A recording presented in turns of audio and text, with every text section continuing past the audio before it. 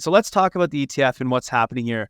People are a bit confused on where things go. One thing to note, a lot of inflows have come into crypto. Up on the screen here, I have the weekly crypto asset inflows chart, which is a CoinShares chart. It's looking at the ETFs, but it's also looking at some of the other crypto plays on traditional exchanges. We've shown this chart a bunch, and we had just a massive week. It's like a 4x, maybe even a 5x any of our recent weeks. So it's been a big inflow into crypto, of course, over that last week. Part of that was pre the ETF. There's a bunch of money coming in, and then also the ETF itself had a ton of flows.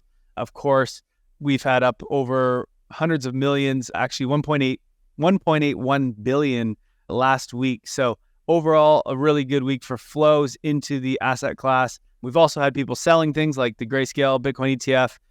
People have been locked in that for years, so there's been some selling as well. And then a bunch of people who own spot Bitcoin ETF or not ETFs, spot Bitcoin and levered Bitcoin, as well as other assets, who have been selling since the approval. They basically made this trade months ago that bought, not on traditional exchanges, but bought real Bitcoin and decided to sell that when the approval went. So we're sort of in this stage where there's a bunch of people selling out of their old trade and and some new people coming in. What I really think is happening is I don't think there's a bunch of people flooding for this ETF right now. I think that BlackRock and some of them had clients that were ready to buy as this thing got approved. But then after that, I think we're going to sort of die out for a little bit. And I'll explain why in just a second. But one thing that I think that is interesting just to keep in mind is this is an asset that doesn't have an increase in its supply, right? So every other ETF, like gold, for example, when that got approved, the more demand that comes to ETF and the more the price of gold that goes up, the more profitable it is to mine it. And so actually the supply increases as the price of gold increases. That's not true of Bitcoin. And so it's a very different ETF than we've ever seen. And so when this demand really does start to come in, I think we're going to see some massive price movements on Bitcoin and ultimately the entire crypto ecosystem. So it is coming. And I mean, there's some math that you can do in terms of net inflows and what that means. So just for example, right now we've seen 300 million a day of net inflows into Bitcoin ETFs. That means about 7,000 Bitcoin is being bought. And just to keep in mind, there's only 900 Bitcoin that's mined every single day. So there's a supply demand crunch that's coming at some point, but when will that be exactly? We don't know. There's obviously a ton of supply on the market. Some people are selling. So you got to give time for that all to work out. But let's talk about this ETF for just a quick second. What people aren't grasping is, yes, there will be demand for Bitcoin. And I think we will see that because of all the marketing that these Bitcoin ETFs are doing.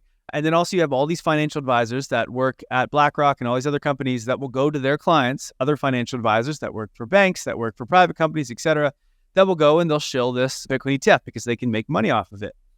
But you got to understand that that doesn't happen right away, right? This takes time. If you think in the real world, what's happening right now, okay, this thing's approved. A lot of these BlackRock and other advisors are just learning about it, or they've learned from, the team at BlackRock, et cetera. But now they've got to go set up meetings with their clients. That doesn't happen in one day. They've got to go and take their clients out golfing. They've got to set up the nice restaurant dinner sessions at, the high-end restaurants in New York City, wherever else. This takes time to set up these meetings, to talk to the companies, to talk to the advisors.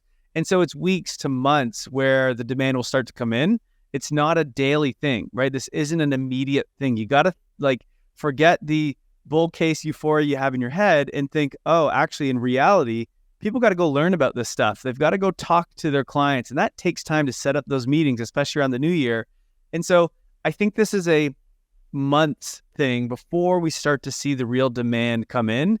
And so we got to give it time. It's not a thing that's going to happen immediately. And so this is why I think we don't necessarily see a massive inflow today or even the next few weeks. I think it probably takes some time. And so I think we might actually just bounce around. I don't think Bitcoin does very well over the next few weeks. There's just no real catalyst for it right now. Inflation came down a little bit in terms of core inflation, but actually up in CPI. And so macro, there isn't a huge catalyst. I don't think we see a decrease in interest rates anytime soon. And by that, I mean in the next couple months, probably a Q2 thing, maybe. And so there's just not a big catalyst for Bitcoin yet until that demand starts to roll in. And that'll come over time, slowly and gradually, and then more and more and more. And so again, I think Q2, Q3, Q4, we do really, really well. I just think it takes a little bit of time for the Bitcoin ETF demand to follow through.